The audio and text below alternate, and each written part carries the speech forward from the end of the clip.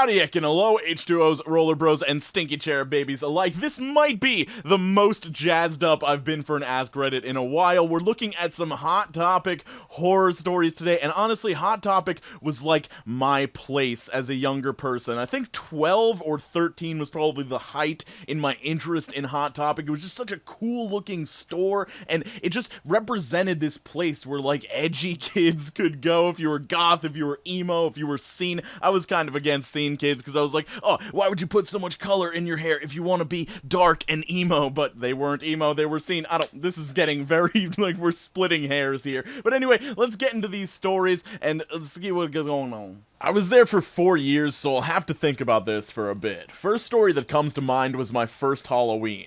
Corporate sent out calendars that were only on the shelf for maybe 3 hours. Each month was a different serial killer. It had a picture, stats, and sayings from each one. For instance, one month, June I believe, it was Ed Gein. It had his kill count listed, then basic bullet point facts about him. This is the first and only time I ever saw corporate have us field destroy merchandise. To this day, I wish I had kept a copy. Edit, this was 2007. I was only part-time and I had only been there a few months. Had I known how cool it would have been, I would have taken one, or 5. I'd planned on buying one the second we unboxed them. Thanks for all the likes. Okay, 1, I definitely would have been in the market for one of those if my parents had allowed me to get one at age 12, and 2, I've never seen a corporation get so far into the process of something before realizing it's a PR nightmare. The story is somewhat related to the last one. I worked for them when Columbine happened. We carried a brand of clothing back then called Serial Killer, which featured pop culture pics/references and some edgy saying, like a pic of Bruce Lee that said revenge or something like that. The morning after Columbine happened, we got an email to pull all the Serial Killer clothing line off the sales floor, as well as every trench coat in the store. By the end of the day, I'd already had to call security twice due to people showing up at the store and harassing me for supporting those psychos and training the next ones. Then the TV network showed up and pretty much camped out in the front of our store, harassing every customer as they walked in/out,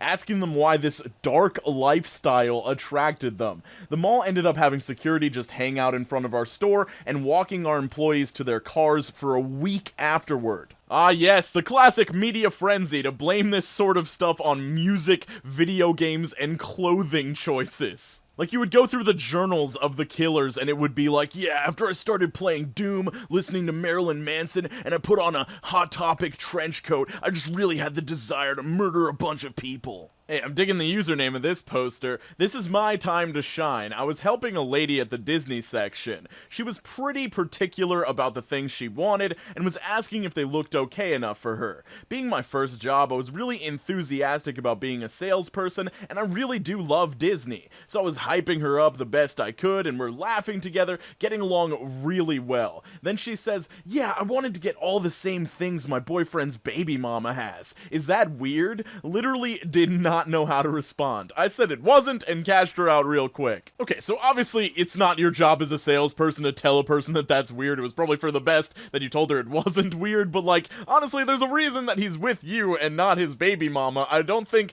becoming like his baby mama is a good idea whatsoever. Not a horror story, but a ridiculous short one. I had a woman come in with her sleeping infant and screamed at me to turn off the music while she strolled around the store. I mean, if your baby is sleeping and you want them to continue, maybe don't come in to browse the store that you can hear music blasting from the other side of the mall. I don't know what to tell you. I mean, yeah, that is one of the signature things of Hot Topic, and I always remember going into Hot Topic and hearing, like, the music that they play there and being like, ugh, the other kids from school would be so scared if they came in here and heard this music. Oh, it was such a cringe lord, but I felt so at home inside of Hot Topic. My sister worked at one for a little while. One day, 2 grown men were fighting over a pop. It's like a collectible figure. Like a legit fight. She said it was like the comic book guy from The Simpsons fighting another comic book guy from The Simpsons. My sister called mall security and noped the hell out of their way. Neither one of them got the pop. My sister had to put all of the stuff back that they knocked over. Okay, so I'm picturing two giant neckbeards, and I'm just wondering why these fine gentlemen wouldn't just, like, order it online. I mean, you're probably staying at home a lot. Why even go through the trouble of going to Hot Topic to get a pop, unless maybe it's like a Hot Topic exclusive or something? What a story. This was my first job in my college town, and generally, I absolutely loved it. You're treated like some super cool mini-celebrity by all the little mall rats, the management was generally great to their employees, and the work wasn't too hard in my small, low-volume store. I can 100% confirm that. I thought that the employees of Hot Topic were like the coolest people on the planet. Hot Topic employees, GameStop employees, those were my idols as a child. However, there was an issue of Valentine's Day. That year, they were promoting all of these different corsets and lingerie, as well as the Get in Our Pants campaign for the skinny jeans. Management wanted the employees to try and show the corsets not just as lingerie, but as fashion items, maybe paired with the skinny jeans, increase sales and all.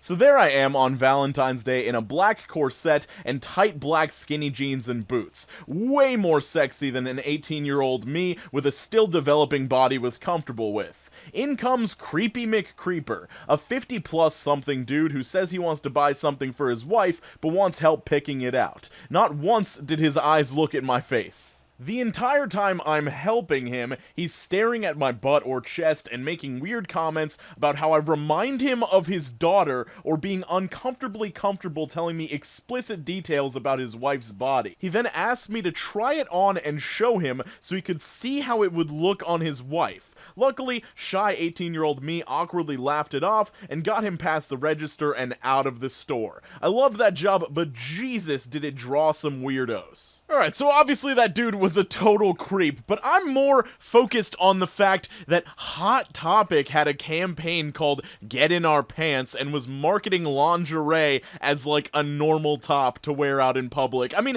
that's not crazy, it really depends on the lingerie, but their target demographic, I'd say, is like 12 to 18-year-olds personally. I know tons of other people shop there, but I'd say that's the vast majority of people that shop there, and that comes off as very creepy in my opinion. I love you, Hot Topic, but this is weird. Former Hot Topic store manager here. At the height of the Twilight craze, when I was still a sales associate, we had a midnight release party for the first movie's DVD. People legitimately camped out in the mall to be at this event. Generic Twilight fans, 12 to 16-year-old girls, their mothers, and the odd sprinkling of adults that were wildly out of place. Employees were encouraged to dress up in Twilight merch, but me being 17 and engrossed in the suburban punk rock lifestyle, I did not participate. My store manager was not pleased about this, so she marked out of stock an outfit for me.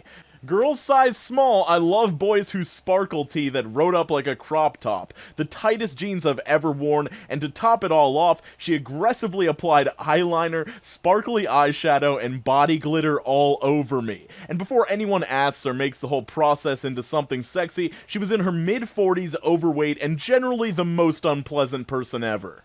It was humiliating, but the only saving grace is that I got so many phone numbers that night. I was drowning in high school girls who thought I was amazing. Nothing ever came from it, though. I got other stories, but I'm headed to my adult job now. If I remember, I'll post a few more tonight. Rip my inbox. Also, for clarity's sake, I am a dude. I did not think that this is a dude writing that at all. I don't know if anybody else remembers this. I know there was a lot of Twilight hate back in that time, but I feel like I was part of a specific group of Twilight haters that were like, we were previously edgy, and now these Twilight people are like co-opting our culture. Oh my god, it's so cringy to think back at it, but still not a fan of Twilight, but not for the same reasons. Let me know, were you a Twilight hater or a twihard, as they were called back in the day? I worked for Hot Topic for about 7 years. My store was apparently the juggalo store of the district, and I think the state. Working for that company as long as I did, I was pretty used to ignoring people's crappy taste, but the juggalos were different. This is in Central Florida, so it's on average about 90 degrees most days, and always humid as hell. These kids were always very overweight, wearing a massive black ICP tee, those ridiculous 30-pound black trip pants with huge pockets, and all all of the hardware, chains and straps hanging from them, and they were drenched in sweat. Their hygiene was almost always awful. They always seemed to show up whenever a new ICP shirt or collectible would arrive, would smell up the store and pay in wadded up, sweat-soaked money. It was all around unpleasant. The smell would linger for a bit after they left. It was not pleasant. Honestly, I'm gonna go out on a limb and say that not all juggalos are like this. I actually have a friend that's a juggalo that I made through YouTube. His name is Vash in the Pit. Very clean guy, very nice dude, but like,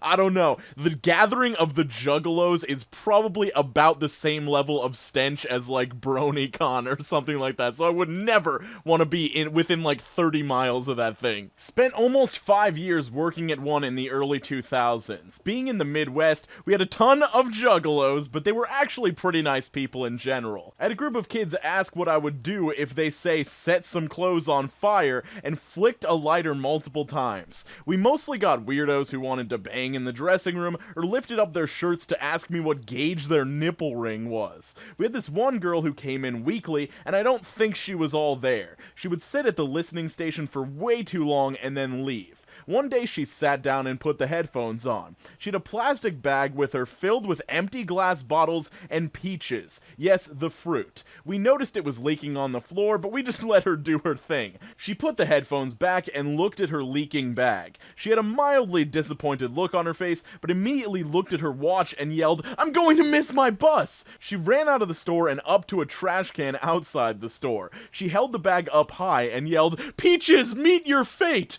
threw the bag in the trash and sprinted off. That job was weird. You know, the story kind of sounds like r/that happened, but like, I can see that. The customer base of Hot Topic is very quirky and weird, and I could totally see myself doing this sort of thing. I probably only would have done it when my friends were around because I was an even bigger attention whore back then than I am now, but like, "Peaches, meet your fate" is one of the greatest lines I've ever heard in my life. Let me know if you have fond memories of Hot Topic, or if you thought it was cringy or just a place where weird people shopped. I kind of get sad when I go into Hot Topic now because it's just not what I remember. It's not the same, and I have nothing to really purchase there any longer. But anyway, skate on to the best of your abilities, guys. Make sure you're drinking more water. I will see you very soon, and yeah, have a great day.